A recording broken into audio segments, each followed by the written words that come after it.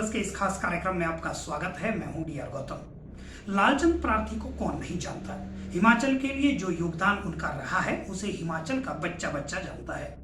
15 अगस्त 1947 को जब भारत आजाद हुआ तो लालचंद प्रार्थी ने आजादी की याद को जिंदा रखने के लिए उन्होंने आजादी के ही दिन कुल्लू के ढालपुर में एक मोहनी का वृक्ष रोपा।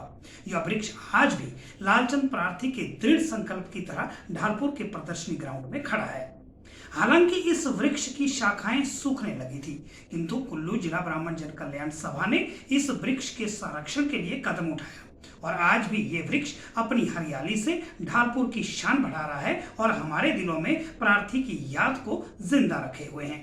वहीं इस धरोहर वृक्ष के तले ब्राह्मण जन कल्याण सभा द्वारा लालचंद प्रार्थी की जयंती के अवसर पर पूजा अर्चना की गई तथा प्रार्थी जी के छाया चित्र पर पुष्पांजलि अर्पित की।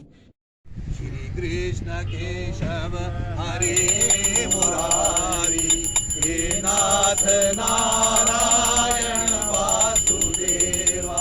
श्री कृष्ण गोविंद हरे मुरारी, हे नाथ नारायण वासुदेवा।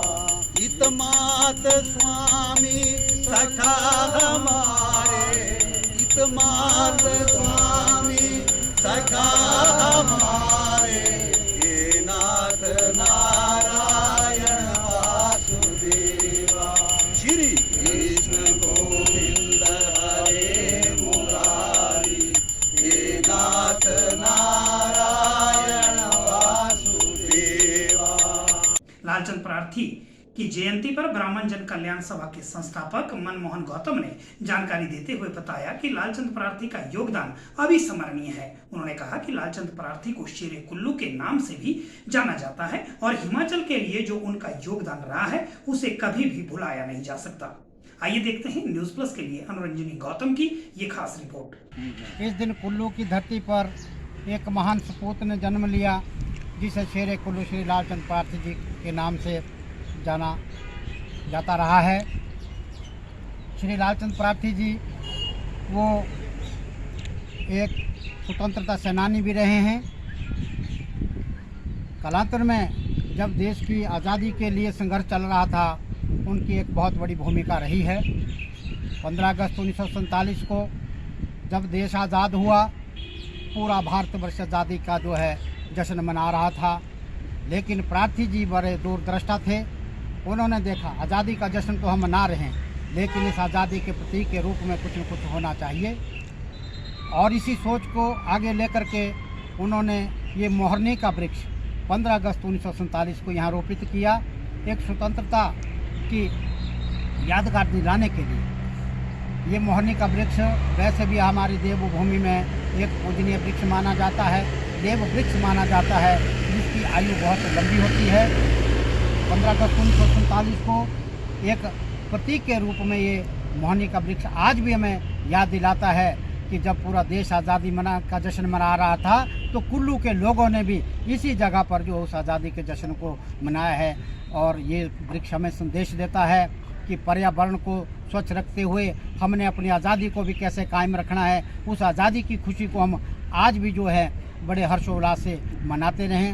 यही दिन जो है आज 3 अप्रैल को ब्राह्मण जन कल्याण सभा ने इस दिवस को एक धरोहर के रूप में, इस वृक्ष के धरोहर के रूप में मनाने का जो संकल्प लिया है। बहुत सारे वर्षों से जन कल्याण सभा इस वृक्ष का पूजन करती है। इस वृक्ष पर जो प्रार्थी जी का है जो दूरदर्शिता थी, जो उनके जो है एक देश के प्रति, प्रदेश के प्रति, ज़िले के विकास के प्रति जो उनकी सोच थी उसको भी उजागर करने की हम कोशिश करते हैं ताकि भावी पीढ़ी के लिए ये इतिहास जो है वो एक यादगार बना रहे कि आज़ादी के साथ जो है प्रार्थी जी का क्या संबंध रहा है, कैसे कैसे उन्होंने संदेश दिया है। इस पर जो ब्राह्मण जन कल्याण सभा हर वर्ष कार्यक्रम भी करती है। इस वर्ष जो है बहुत बड़ा कार्यक्रम करने का आयोजन था लेकिन बीच में कोविड गाइडलाइन आई, उसी को आदर करते हुए बड़े सूक्ष्म रूप से एक परंपरा का जो अभी हमने इसका बहन किया है। हम सरकार के भी आभारी है कि इस जगह के जीर्णोद्धार के लिए कुछ धनराशि दी है। ये चबूतरा जो है इसका जल्दी बहुत अच्छा सौंदर्यकरण भी होगा, जिसमें प्रशासन तथा सरकार के हम बड़े आभारी हैं कि एक प्रार्थी जी की सोच जिसको ब्राह्मण जन कल्याण सभा आगे बढ़ा रही है, उसको वो अपना बर्दाश्त जो है संगठन के साथ चला रहे हैं, अपना जो है योगदान दे रहे हैं। हम उनके आभारी हैं। आने वाले समय में हमारा प्रयास है कि जहां आज़ादी का संदेश इस जगह से मिले, वहीं इस जगह से जो प्रतिवर्ष जन कल्याणार्थ भागवत का आयोजन हो, ताकि जो ब्राह्मण लोग जो है अपना धर्म निभाते हुए समाज धर्म में एक जो हमारे कर्मकांड ज्योतिष हमारे जो शास्त्रों के प्रति जो हमारी एक वैज्ञानिकता है उसको हम आगे बढ़ा पाएँ, आगे आने वाली पीढ़ी के लिए हम दे पाएँ। बहुत सारे कार्यक्रम हैं। आज तो सिर्फ इसी दिन के उपलक्ष्य पर हम सबके भी आभारी हैं।